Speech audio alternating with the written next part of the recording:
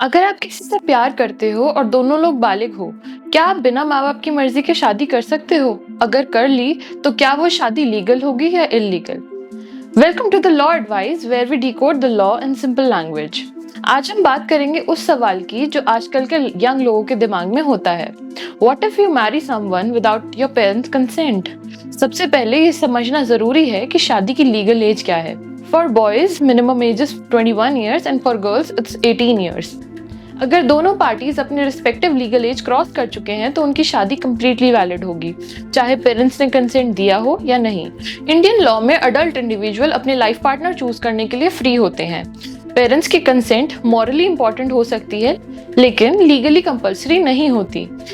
Indian constitution के article 21 के according right to marry is part of your right to life and personal liberty. मतलब आप किसी भी कास्ट, रिलीजन या बैकग्राउंड के पर्सन से शादी कर सकते हो if you both are consenting adults. और अगर आपको कोई रोकता है, डराता है या किसी तरह की जबरदस्ती करता है तो that can amount to legal confinement, threat और हरासमेंट। ऐसी सिचुएशन में आप लीगल प्रोटेक्शन ले सकते हैं। जब पेरेंट्स अपोज कर रहे होते हैं तो कई कपल्स सोचने लगते हैं क्या सिर्फ कोर्ट मैरिज ही वैलिड होती है? Answer is no. चाहे आप टेंपल मैरिज करें या रिलीजियस सेरेमनी या कोर्ट मैरिज करो, as long as it's done as per law it is valid. Hindu couples के लिए हिंदू मैरिज एक्ट और मुस्लिम कपल्स के लिए निकाह अंडर मुस्लिम लॉ। इंटर रिलीजियस कपल के लिए special marriage act. Special marriage act में नोटिस लगता है और फिर रजिस्ट्रेशन होता है। पेरेंट्स को बताना जरूरी नहीं होता, बट नोटिस पब्लिकली लगता है। कई केसेस में पेरेंट्स अग्री नहीं करते और कपल भागकर शादी कर लेते हैं। ऐसे केसेस में family often lodges missing person FIR और इवन किडनैपिंग केसेस। लेकिन अगर आप दोनों बालिग हैं और अपनी मर्जी से शादी की है तो वो एफआईआर इलीगल माना जा सकता है। आप हाई कोर्ट में जाके प्रोटेक्शन पिटीशन फाइल कर सकते हैं ताकि पुलिस आपको सिक्योरिटी दे और आपकी फैमिली इंटरफेरेंस से बचाए।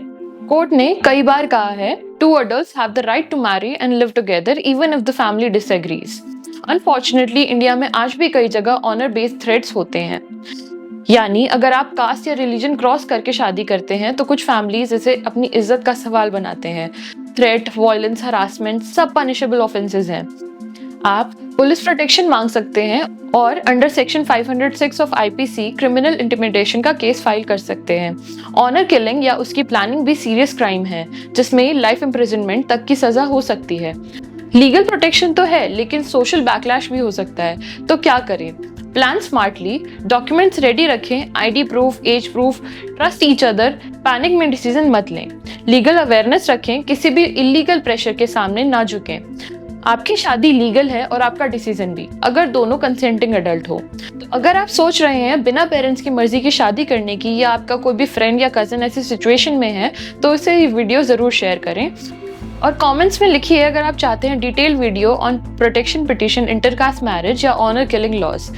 And don't forget to like, share and subscribe for more such legal explainers, because law सबके लिए है, समझना सबका हक है।